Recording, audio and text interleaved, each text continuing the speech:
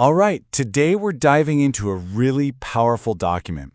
It's the Manifesto of Romeo Munoz, a Spanish Special Forces veteran. He's calling this Operation Dignity, and, well, he describes it as his hardest mission ever. Okay, so right off the bat, Romulo makes one thing crystal clear. He says, I'm not telling the story of a needy ex-soldier. I'm telling the story of a warrior. And, that single distinction, that's the key. It frames everything that follows, this entire battle that he's fighting. So to really get a handle on his mission now, we've got to look at who he was before all of this went down. Romulo Munoz, he wasn't just any soldier. He was an elite Boina Verde. That's a Spanish Green Beret. And he uses this incredible archetype to describe himself, the explorator. Think of it as the Green Beret of ancient Rome. This isn't about being the biggest, strongest guy in the battlefield. No, the explorator was valued for something else entirely, for smarts, for stealth, for the sheer will to survive and get the mission done when no one else could. This warrior code of his, it didn't just appear when he joined the military. It actually started way back when he was just 14 years old, working to support his family. That sense of honor, of duty, it was baked in from the very beginning. It's what pushed him to not just enlist, but to become one of the best. Okay, so you have this man built on a foundation of honor and duty. And that brings us to the major turning point in his life. This is where, in his eyes, the system he swore to protect completely turned its back on him. He lays out this powerful analogy from ancient Rome to make his point.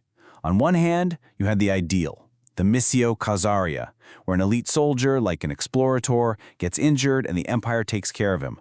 Honorable discharge, pension, land, the whole deal. But then, there was the harsh reality for the average guy.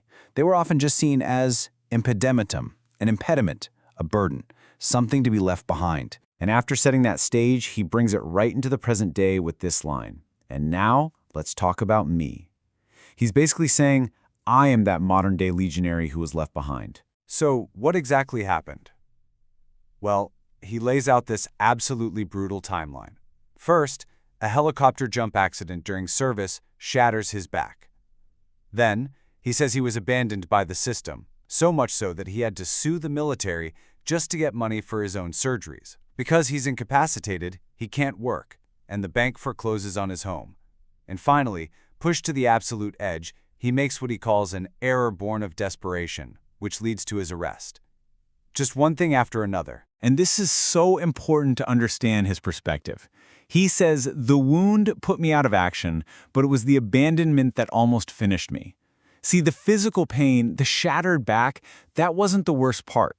The wound that truly cut deep, the one that almost broke him, was feeling like he'd been thrown away by the very institution he dedicated his life to. So, this path leads him to a 9-year prison sentence.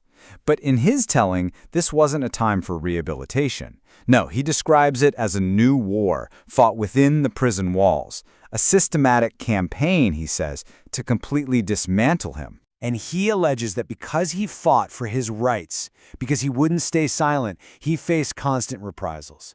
Just look at this list from his manifesto. He claims he was denied proper medical care for his service injuries, that they were made worse through forced labor. He says he was punished for filing complaints, that they even confiscated his prescribed anti-inflammatories and withheld his orthopedic mattress. And on top of all that, he reports constant transfers between prisons, which he views as retaliation. So he's finally released on July 23, 2024. And get this, he served his time plus, according to his claims, an extra 26 months. But he wasn't released to freedom and a fresh start. He walked out into total poverty, with his health, as he puts it, completely destroyed. But remember that explorator we talked about, the one who survives? Well, his story doesn't end there. The moment he was out, he launched a new mission. He calls it Operation Dignity, and it's a detailed, strategic plan to rebuild his life from the ground up. And here's the mission objective: 37,408 euros. What's so striking about this is the precision. He isn't just throwing a number out there. This is a specific, transparent, line-by-line budget for his GoFundMe campaign. And he lays it out just like a military operation, with 3 clear phases. It's not just a wish list, it's a strategy. Phase 1, physical recovery. Phase 2, tools for reintegration. And phase 3, establishing a base of operations. It's about rebuilding the warrior, equipping the warrior, and then giving that warrior a stable foundation. Let's look at phase 1. This is all about getting his body and mind back in fighting shape. And the items are so specific. We're talking physiotherapy for the chronic pain, dental work for damage he says he sustained, and critically, psychological support to deal with the trauma of the last 9 years. It all starts with health. All right, then you have phases 2 and 3. This is about building a sustainable future. Look, with his physical condition, a regular 9-to-5 job is probably off the table. So the plan is self-employment. That means he needs the tools of the trade, a laptop, software, but just as important, he needs stability for 1 year. That's rent, food, utilities, training. A solid base so he can focus on retraining and catching up on nearly a decade of technology he missed. But here's where it gets really interesting.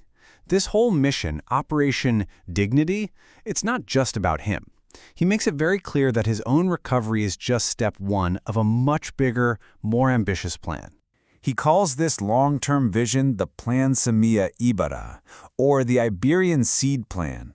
The idea is to create a social enterprise, a project that takes everything he's learned from his own terrible experiences and uses it to help other people build their own lives and hopefully avoid the traps that he fell into. So the logic is really straightforward, a clear 2-step plan. Step 1, Operation Dignity. He has to get himself stable first. You can't help anyone else if you're drowning. Only then can you move on to step 2, launching the Iberian Seed Plan to have that broader social impact. And this quote, this really sums up his entire mindset. He says, "This is not a request for help. It is a call to ranks. Each euro is not a handout. It is ammunition." He's not asking for a donation. He's recruiting you for a mission. He's not asking for charity. He's asking for ammo so he can keep fighting. Which leaves us with the final provocative question that he puts forward in his manifesto. He asks us all to think about what true patriotism really is. Is it about the grand parades and the big flags? Or is it about something quieter, but maybe more profound? Making sure that every single person who serves is never, ever left behind.